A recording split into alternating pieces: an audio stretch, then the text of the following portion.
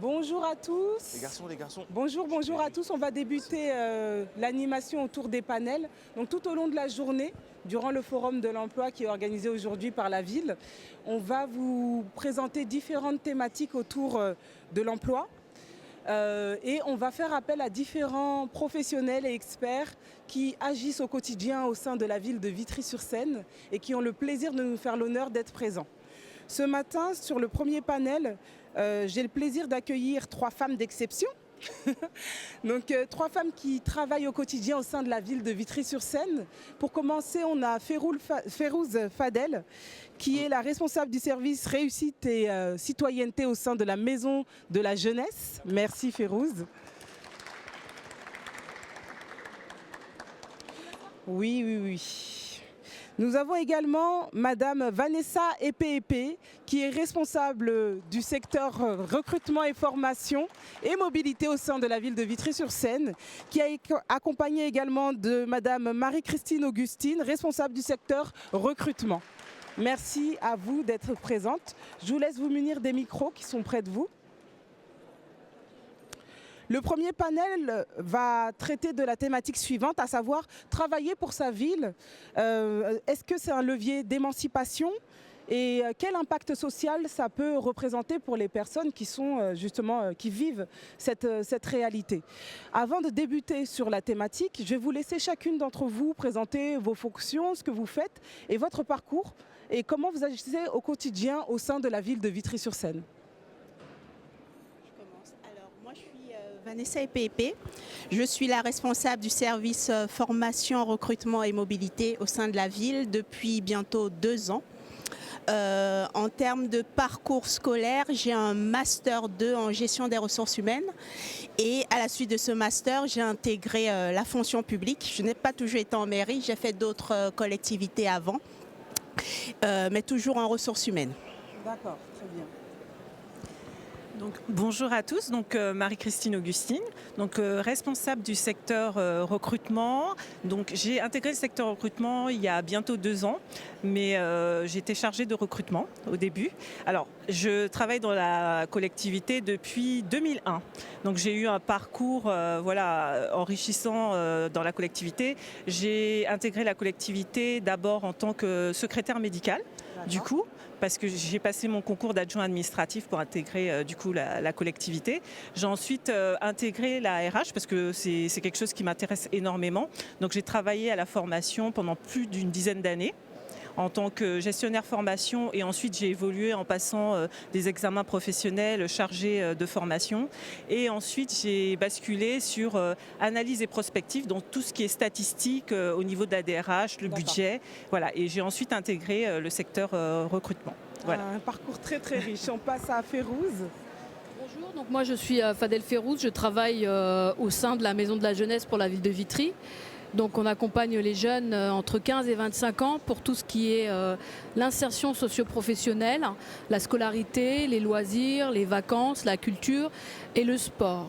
Donc nous nous adressons à tous les jeunes de Vitry-sur-Seine, sur tout le territoire de Vitry-sur-Seine. Et moi, mon parcours, je travaille à la ville depuis 2004. J'ai officié d'abord dans le 93 pour arriver ensuite dans le 94 avec un grand plaisir. Et puis j'ai commencé en tant que conseillère jeunesse et je suis actuellement responsable de service.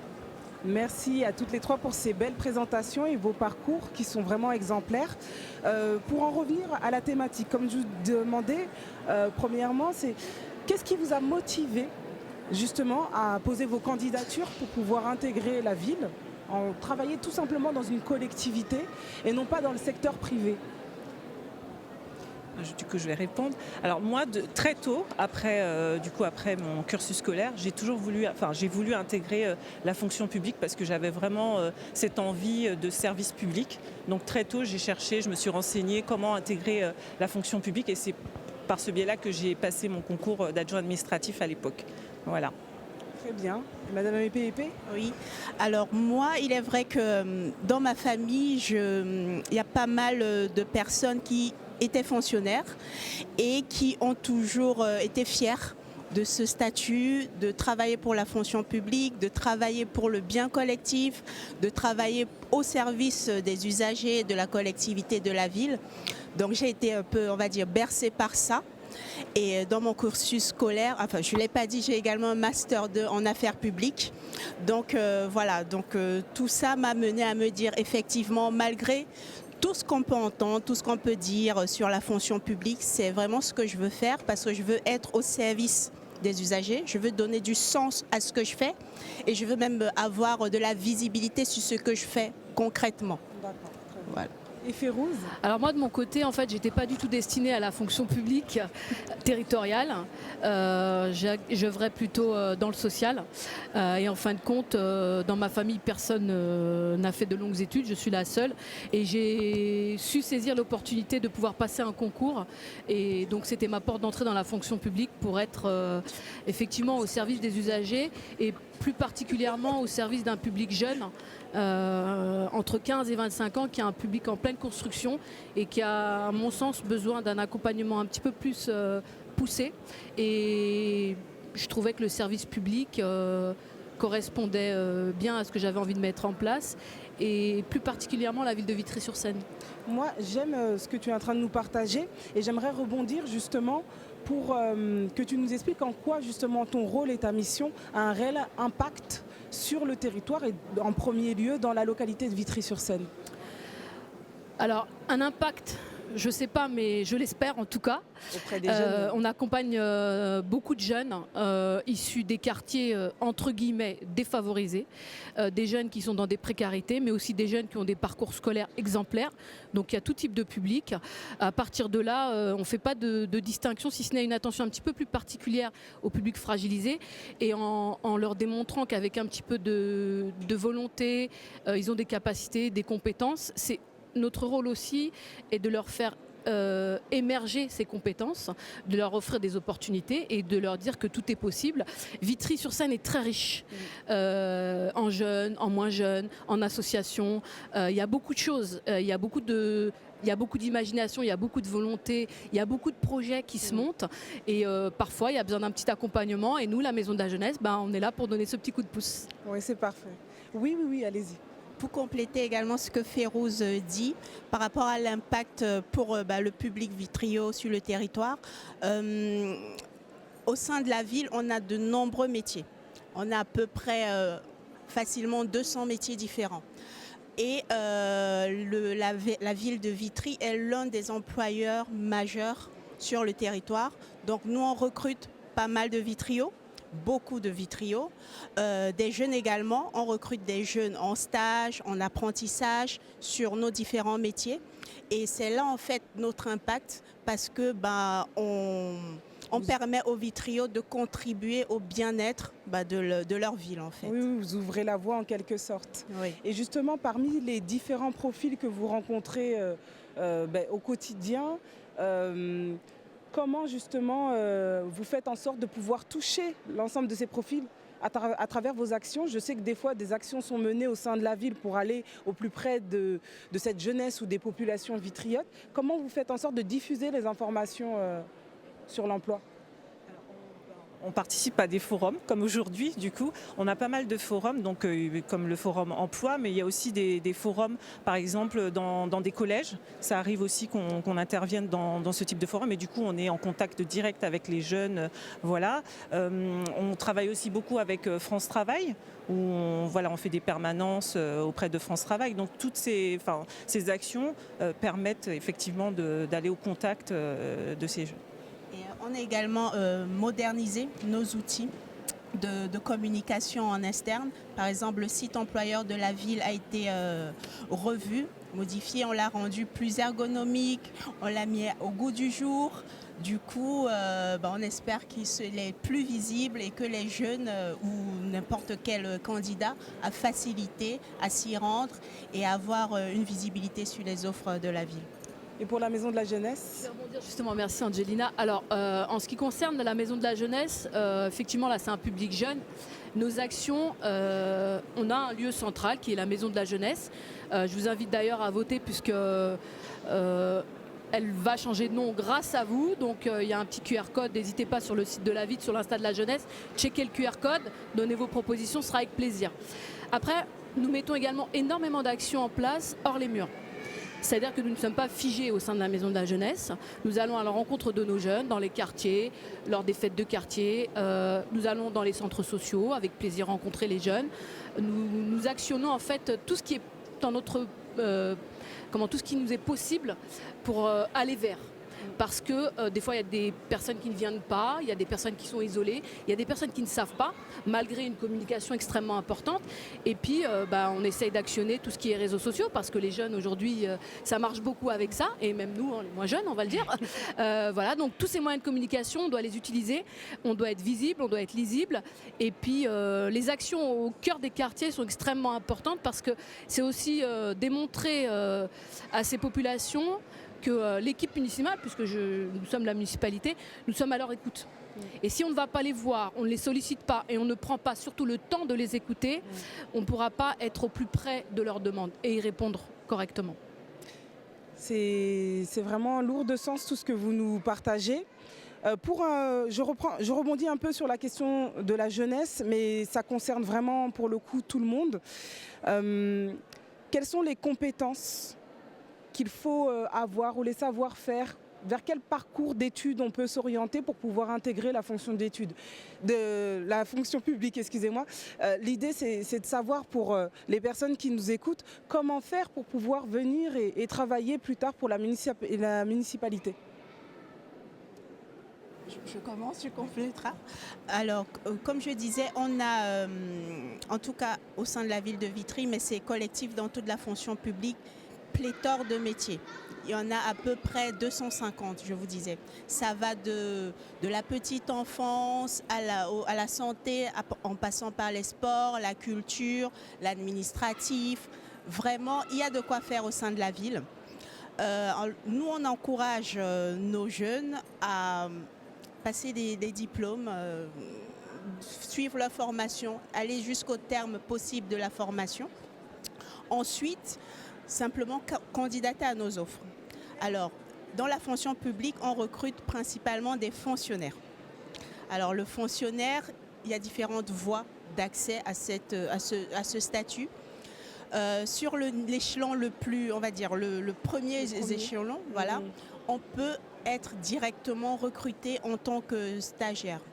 C'est avoir à peu près le statut de fonctionnaire. Par contre, sur les autres niveaux, il faut passer les concours de la fonction publique ou être contractuel. Contractuel, c'est l'équivalent d'un CDD. D'accord. Donc concrètement, on recrute sur plusieurs métiers possibles, soit directement en tant que fonctionnaire, soit en tant que contractuel. Mais vraiment, l'objectif, en tout cas au sein de la ville de Vitry, c'est de promouvoir le statut. Donc on fait en sorte de recruter le maximum de fonctionnaires. Et si vous n'êtes pas fonctionnaire, on vous accompagne à passer les concours pour vous permettre d'avoir ce diplôme-là. Donc les compétences, elles sont variées et diverses. On peut peut-être faire un focus sur nos métiers en tension, les métiers sur lesquels on recrute beaucoup ou sur lesquels on a du mal à recruter. Et sur ces métiers-là, Marie-Christine, peut-être tu pourrais faire un focus sur les compétences et les diplômes. Alors sur les métiers en tension, on retrouve la petite enfance.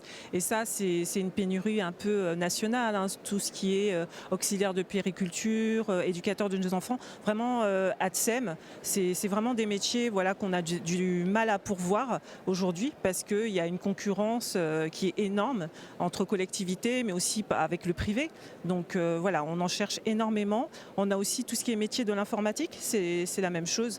Les métiers de l'informatique sont prisés aussi bien dans la fonction publique que dans le privé. Donc on a aussi beaucoup d'ingénieurs, de manque d'ingénieurs, donc dans plein de spécialités.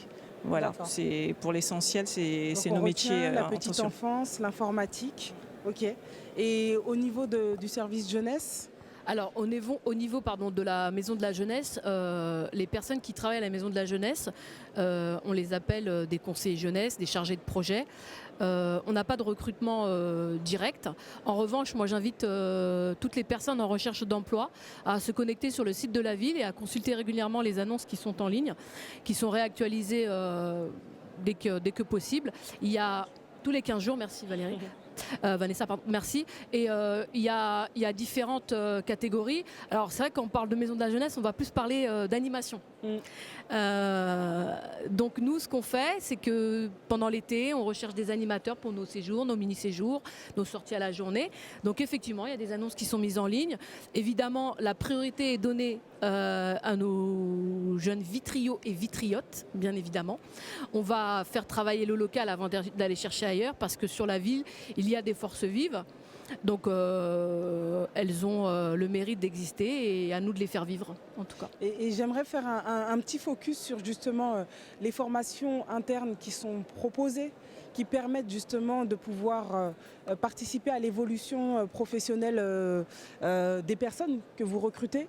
Parce que certaines personnes peuvent se dire, je ne sais pas où m'adresser, j'ai le niveau d'un stage, je ne sais pas comment évoluer. Vous avez parlé tout à l'heure qu'il y avait la possibilité de suivre des concours, mais je sais aussi qu'il y a d'autres formations internes qui permettent de monter en compétences. Est-ce que vous pouvez nous en parler un peu plus en détail ?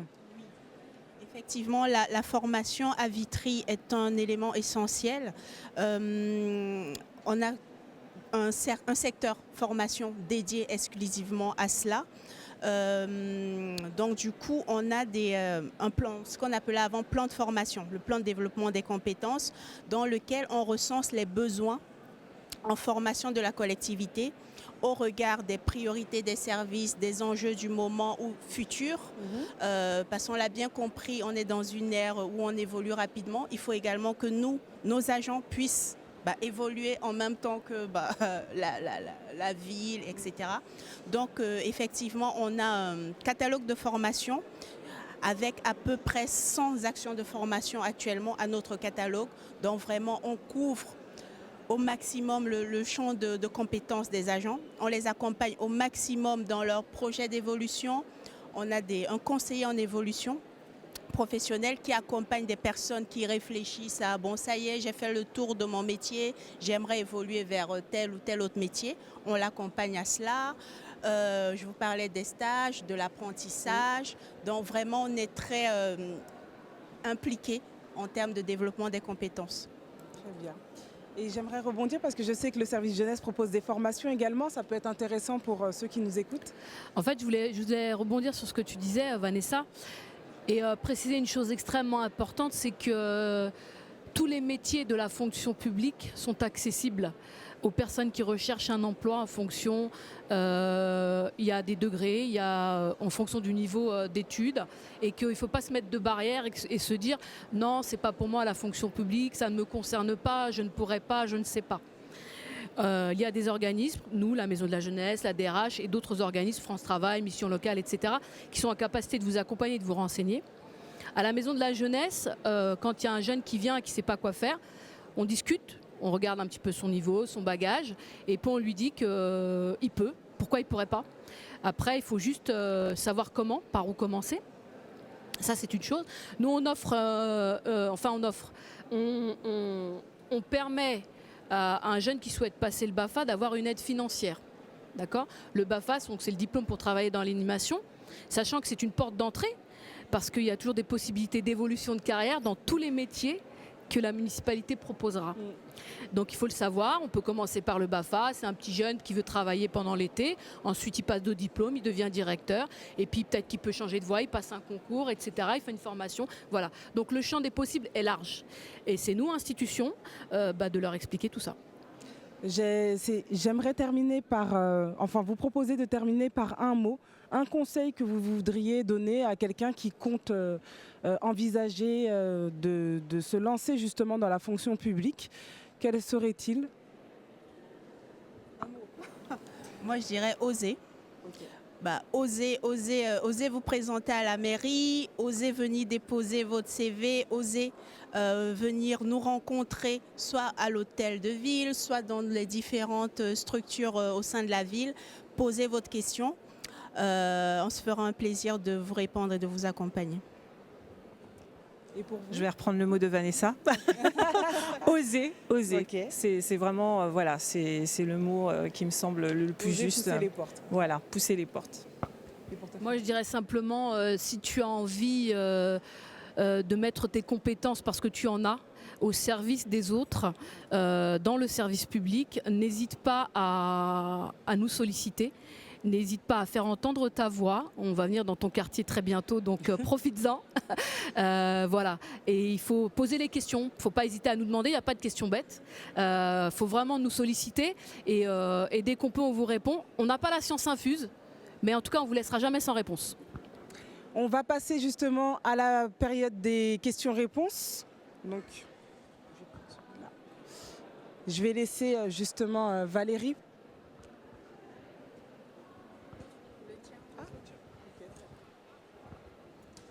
Bonjour chers invités, on a des questions de la jeunesse effectivement, donc on va commencer par les demoiselles, après tu finiras bien évidemment. Je peux juste te présenter et enchaîner avec ta question. Bonjour. Bonjour. Je m'appelle Myriam, je suis en première MCVB au lycée Camille Claudel à Vitry. J'ai une question, c'est quel type de jeunes vous accompagnez dans votre parcours ? Quel type de jeunes vous accompagnez La question, c'est quel type de jeunes vous accompagnez en tranche d'âge, tout ce type. On n'entend pas très bien. Au niveau des âges et tout, quel type de jeunes oui. Je te laisse Férouz pour le coup. Alors pour ma part, le type de jeune. Alors qu'est-ce qu'un jeune ? C'est où le cursus ? 20 ans on est jeune, 15 ans on est jeune, 50 ans on est jeune aussi. Je plaisante. Donc nous, la Maison de la Jeunesse, on a vocation à accompagner les jeunes qui sont âgés entre 15 et 25 ans. Bien évidemment, après, lorsqu'une personne a plus de 25 ans en fonction de sa demande, elle est réorientée vers les autres services de la ville ou d'autres associations, en tout cas vers d'autres partenaires. Le type de jeune, il n'y a pas de type de jeune. Celui qui a besoin d'aide, qui a besoin d'un accompagnement, il vient nous voir, on s'assoit, on prend le temps de l'écouter, d'évaluer ses besoins, il nous explique ce qu'il aimerait faire dans la vie scolaire, dans la vie professionnelle, dans les loisirs, il nous parle de tout. Il nous explique son projet, en fait, son parcours, sa vie. Ensuite, s'il vient avec une demande particulière, par exemple, s'il me dit, voilà, moi, j'ai arrêté l'école et puis aujourd'hui, je cherche un boulot. Ok, c'est pas simple. Donc, on va lui dire, on va évaluer avec lui, on va chercher à comprendre, on va construire un projet. Et ensuite, on va aller voir nos partenaires. Mission locale, France Travail, on va regarder avec nos collègues de la mairie ce qui lui correspond. Il faut savoir qu'un jeune, il a beaucoup de mal encore à trouver sa vocation. On est là aussi pour l'aider à mener des réflexions. Aujourd'hui, un jeune, je te pose la question, qu'est-ce que tu aimerais faire plus tard ? En agence immobilière, c'est-à-dire ? En agence immobilière. C'est-à-dire vendre des maisons ? Une immobilière. Voilà. Non mais c'est bien, c'est très bien parce que voilà. Faire de l'estimation, Voilà. faire de Ça, l'élocation. ce que tu décris là, j'ai énormément de jeunes qui s'orientent dans cette voie. Et j'ai énormément de jeunes malheureusement qui sont déçus. Parce que ce n'est pas ce qu'ils espéraient, ou alors ils sont dans des rêves. D'accord ? Les rêves, il faut en avoir. Il faut se donner les moyens de réaliser ses rêves. Il y a des chemins compliqués. À la fin, tu peux réussir, mais il y a différents chemins pour y arriver. Et nous, aujourd'hui, en tant qu'institution et maison de la jeunesse, notre rôle, c'est de te donner les moyens de réfléchir à ce qui te conviendrait le mieux. Parce qu'il faut aussi que tu sois épanoui dans ton métier. Il faut que tu sois épanoui dans ton métier.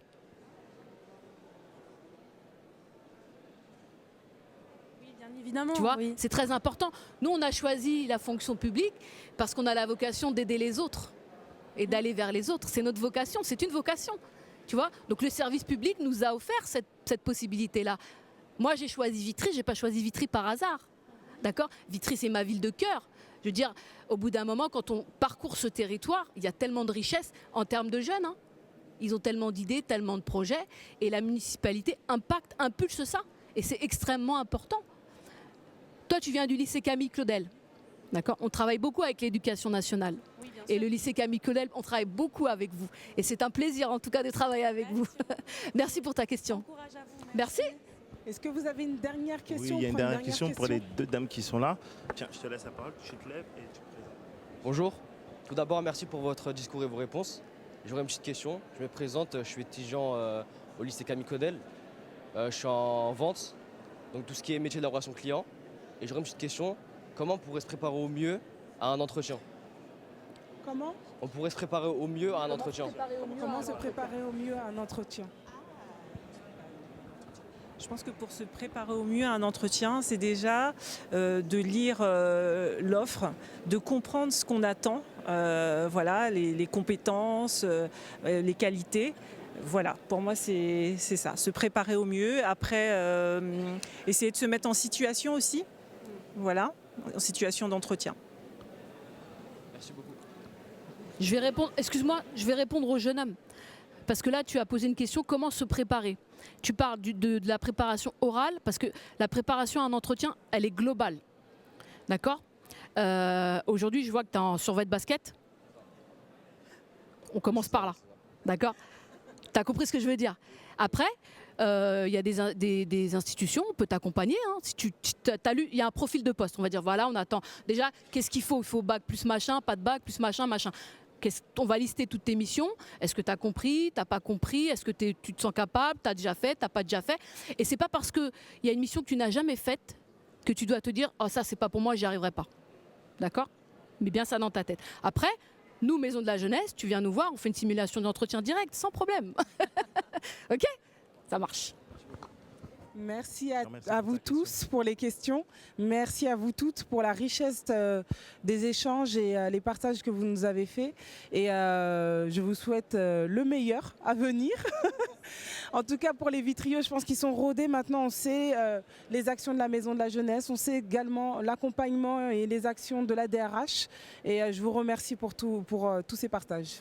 Merci, Angelina.